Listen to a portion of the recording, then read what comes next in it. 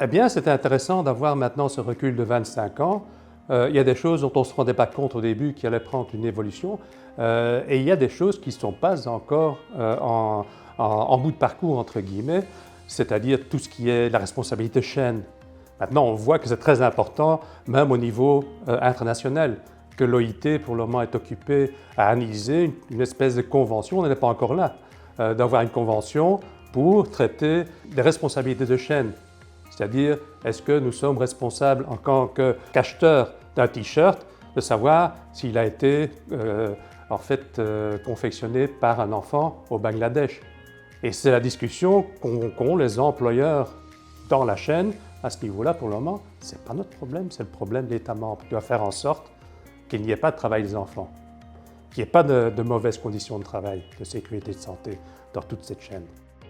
De arbeidswereld is hoe langer hoe meer geëvolueerd de voorbije decennia naar praktijken van outsourcing, onderanneming, specialisatie ook, uitzendkrachten.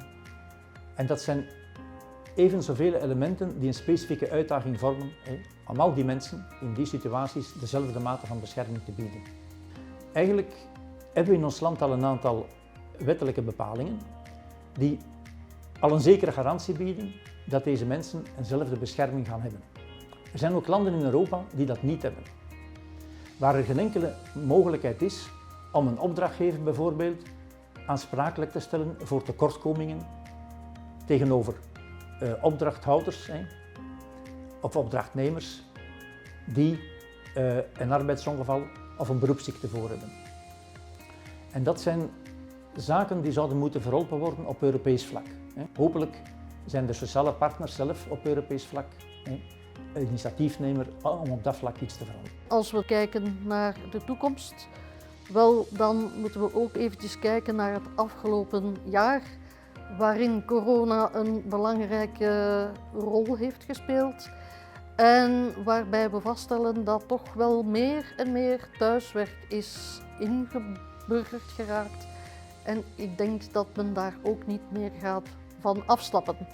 En dan zal het belangrijk zijn om te zien op welke manier je het welzijn van die werknemers op een goede manier kan aanpakken. Het tweede elementje is denk ik dat wanneer je kijkt naar ziektecijfers en naar afwezigheden, dat musculoskeletale aandoeningen een belangrijke bron van ongemakken en ziekten zijn.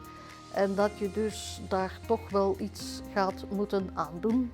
En het is te hopen dat we daar ook wel wat wetgeving kunnen rond ontwikkelen.